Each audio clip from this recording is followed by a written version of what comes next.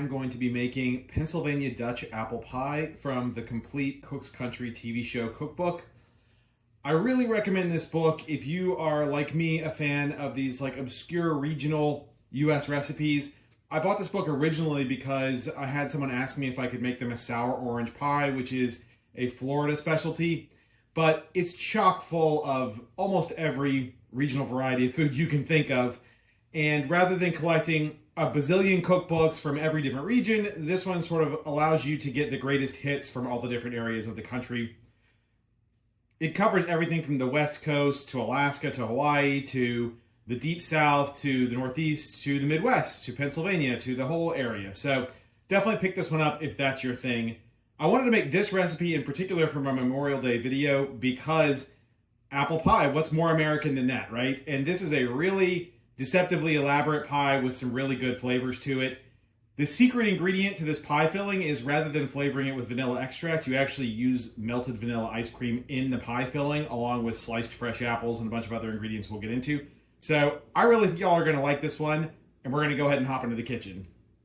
To get started with this recipe, we're going to make the pie crust first. So in a food processor, I've got 1 1/4 cups of all-purpose flour, and then I'm going to put in half a teaspoon of salt and 1 1/2 teaspoons of sugar, and we're just going to briefly blend that up.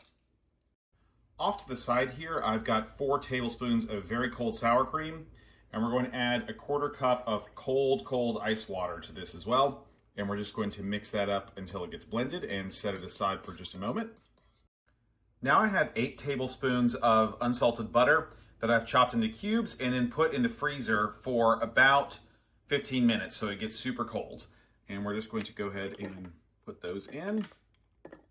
We're just going to pulse chop this until the butter gets chopped up into about pea-sized pieces, approximately, but I'll show you what it looks like when it's done. So I've put a couple of the larger butter crumbs up here in the top so you can just kind of get an idea of the size that you're going for with these.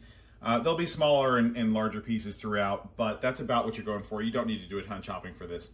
Now we're going to go ahead and put in our sour cream and water mixture. And then we're just going to continue to pulse this until a solid dough forms.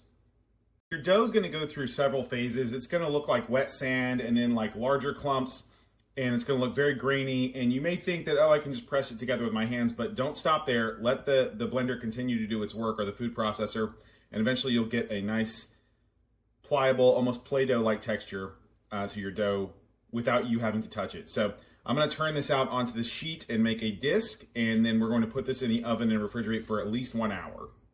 To make the filling, I've sliced up 2.5 pounds of apples here, cored and peeled, of course. And now we're going to put in half a teaspoon of salt, and I'm using my Alaska vanilla salt that I was gifted since this is a dessert. And now we're going to put in half a cup of golden raisins, half a cup of sugar. This is about a tablespoon of lemon juice, and that's about half a lemon. That's kind of how I measure lemon juice because I like the fresh squeeze. This is sort of the secret ingredient here, which is melted vanilla ice cream, and that is going to affect the filling flavor quite a bit. So pick the kind of vanilla that you enjoy. I go with Bluebell as a person from the southern US. So whatever flavor or whatever brand of ice cream you like to use, go ahead and do that. And lastly, it's not apple pie without a teaspoon of cinnamon. Get that in there. Now we're going to mix all of this up and just kind of toss it to get all the apple slices evenly coated. And we're actually going to let this go and sit just on the table here covered for about 1 to 2 hours. And there's all sorts of chemical interactions that are going to go in with these ingredients in the apples. So go ahead and do that, and we'll go ahead and move on to rolling out the dough. So I just turned out the chilled dough, and I let it go ahead and warm up just for about 10 minutes sitting here on this floured surface. And I floured my rolling pin, and now we're just going to roll this out into probably about 10 inches in diameter so that we have enough to cover the pie pan, but also make a ridge on the outside of the pie pan. Now I've got my 9-inch pie pan, and we're just going to transfer this dough on over and try to get roughly, it's a little difficult sometimes, but try to get approximately equal lengths of the overhang here, because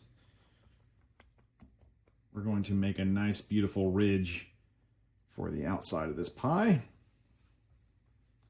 And always make sure you really tuck in these corners too, because you don't want air bubbles and you don't want wasted space as you go here. And you also don't want to, when you trim the outside, you don't want to over trim it and then it sinks in because there's not enough crust left.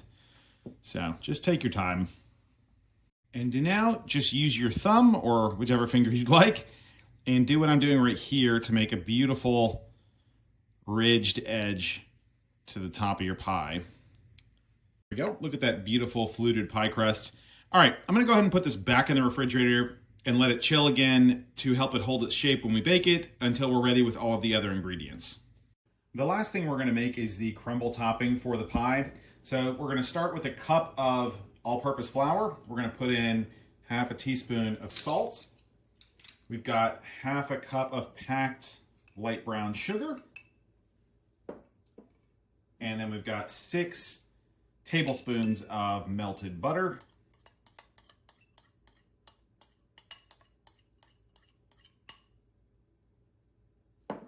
And we're just gonna mix all that up until we get essentially pea-sized nodules here. Time to assemble the pie. Now you can just dump this pie filling in there. I don't recommend that because it leaves air pockets. I'm actually gonna take my time. It's worth it to just sort of manually layer everything in because it'll give you these wonderful complex layers on the inside of the pie after you bake it. So just take your time, sprinkle some of the raisins in there as well, and just make sure you leave as few gaps as possible in the apple layers as you go around. Look at that. It's almost like a little flower, like a rosette that's going around. So now we're going to take the leftover liquid and we're going to slowly pour that in because you don't want it to spill. We want it to soak into those layers. And now we're going to take our crumble topping here, and it should be fairly hard, so you're going to want to re-crumble it as you go here. And we're just going to evenly distribute those crumbles all over the top of the pie and try to get a nice uniform layer of crust across the top. I have finished adding the crumb topping, and I have a couple of notes for you. First, the crumb topping is kind of 2 layers because you put some of it on first and then you kind of press it down to sort of make a seal, almost like a double layer crust, and then you put the rest of it on top, and that's how you get these ridges and this nice texturing on the top. Secondly, I've preheated the oven to 350 degrees, and we're going to bake this on top of a baking sheet just in case any of the liquid comes out over the top. You don't want it to start burning in the bottom of your oven and start infusing smoke or some other flavors or start a fire. So this is a good looking pie already, I'll tell you what. Yes, super stoked for the new King of the Hill season this year. But we're gonna go ahead and put this in for an hour and 10 minutes until the top is crusty brown, and I'll show you guys what that looks like. I just took the pie out of the oven, and you can see this one came out just about as perfect as I could have hoped for. The browning on that crust is just the right amount. Now we're gonna let this cool. As with all fruit pies, you want the filling to congeal all the way back down to room temperature before you cut it or do anything else with it. Here we go, guys. I cut a slice, and look at this. This came out just perfect. You can see, I wanted to show you look at those complex layers of apple slices in there. That came out really good. And the vanilla ice cream flavor really is unique. It is not the same thing as putting in vanilla extract or anything like that. So, of course, it's not really a good slice of American apple pie unless it's a la mode, right? As Hank Hill would say. So, of course, it has to have a scoop of ice cream to go with it. And there we go. There is our plated dessert. I hope you guys make this. I hope you have a happy Memorial Day. And if you enjoy my videos, please like and subscribe, and I'll see you at the next one.